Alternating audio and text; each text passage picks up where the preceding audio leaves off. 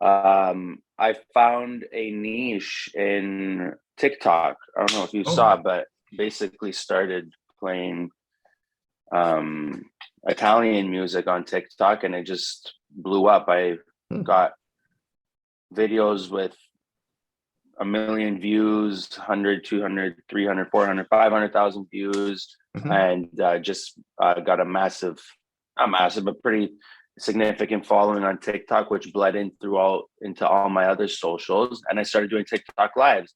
Ah, And the TikTok lives were basically just felt like live shows. It was, getting 100, 200 people at a time on these lives watching you perform these songs. So wow. it was really amazing and people were really into it. And um, I think the shows that are upcoming now and ticket sales and everything are being affected by the fact that I did garner this massive response on TikTok, and people in the city or outside of the city are trying to make their way in to Mhm. watch me live. So it's really good. Oh, that's amazing. Yeah. Yeah. Yeah. As a preparation for this conversation, I actually check out those Italian songs. I think you put up a playlist on Spotify titled "Love Songs to Italy." Yes. So I just put those out. I put each single out a week apart from each other, and they were basically the songs that I found people were most interested in. Mhm.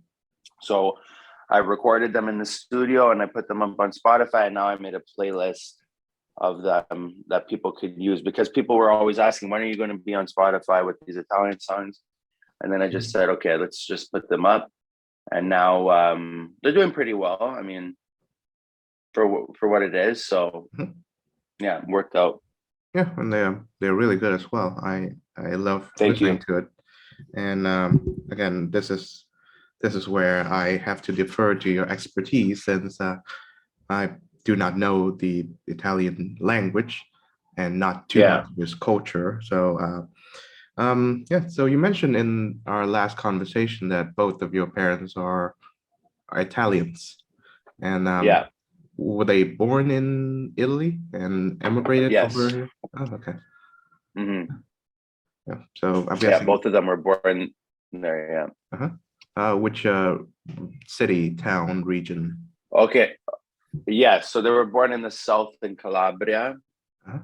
And basically, it's just north of Africa. It's very, very hot there. And they moved here when they were kids.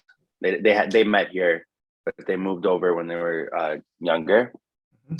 But yeah, like I mentioned, the culture is with me still. Um, I see my grandparents every day. They don't speak a lick of English. I try my best to speak Italian with them Mhm. and try to maintain the culture. And so yeah. Yeah, of course. How did you learn the language, Italian?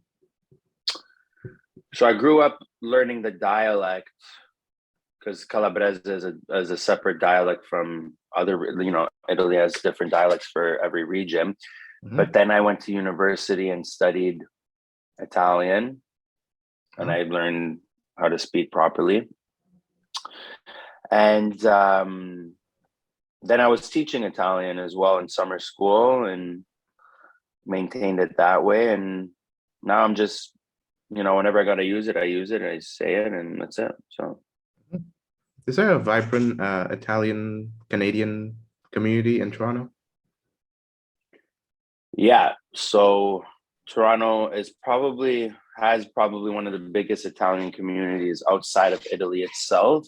Oh, wow. Italians were very, I don't want to say evasive, but they basically spread around the whole world. You'll see it.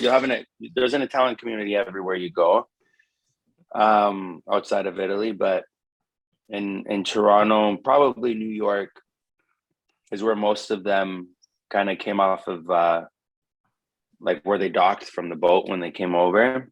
Mhm. And Toronto is definitely a hot spot for Italians. We have like Italian festivals, Italian restaurants. three or four of the streets here are basically fully Italian, full of Italian restaurants, and the culture is definitely alive here in terms of Italian things. Wow. Yeah. Did you get to perform any of these songs that you wrote in Italian live? Maybe in the last show? Yeah. So you did? yeah. So I did do a couple private shows for people that they reached out and they had events and everything. I played these songs for them, but when I do my shows, I usually just perform the songs that I write. Mhm. Sorry, I usually just perform the songs that I write.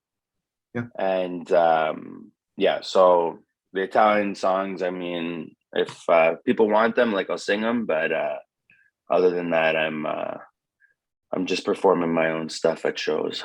I see.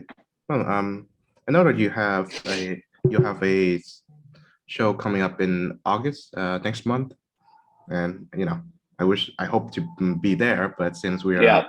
very very far apart, but I do hope that you perform these Italian songs in live in front of the audience. Hmm. They're really good. Oh yeah. They're actually my introduction to Italian, I guess, folk music as a whole. Oh, So that's awesome. yeah, so I would like to pass that question on to you. How were you introduced to Italian folk music? Definitely through my grandparents. I mean, I would just listen to the radio every day when I was over there, and they would have the Italian station on. And that's another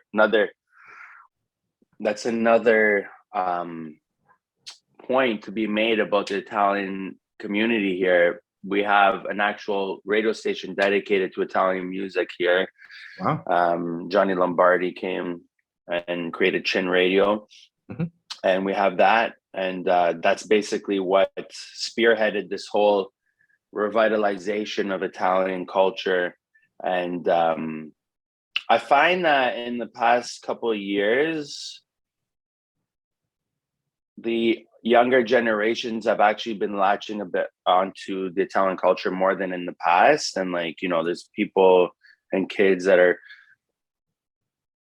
really wanting to go back to the roots, go back to Italy, learn the language, and stuff like that. But personally, with me, like, I learned all these songs by listening to the radio. My nonna would sing them to me. My grandmother would sing them to me, and then we would watch. Another great thing is Chin is actually a TV show, so we would watch these Italian singers on TV. They would bring Mhm. these Italian singers from Italy to Toronto to perform.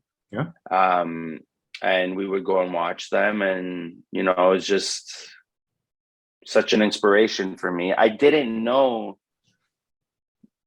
that I would go back to my roots when I was in my younger 20s, later teens, because I was just focusing on English music. But in the past year or two, I just found that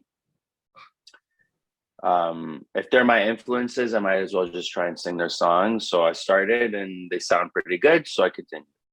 Yeah, that's awesome. Who are these Italian singers that came to Toronto? Mm-hmm. Okay, so the main one was Toto Cutugno, and I covered his song L'Italiano and Serenata on my TikToks. But basically, I have a picture of him, me and my dad and my cousin all together, because we took a picture with him when he came to Toronto. I think I was like 3 years old. Wow. But he's one of them. There was a bunch of other musicians that came over. Pupo, I think, came over. Albano, who sings Felicità, a song that I actually put up on my Spotify. Yeah. And they come and they know that, they're going to sell out a show because people are here and it's going to be worth their while. Eros Ramazzotti comes all the time. So he's actually coming in September and October, I think.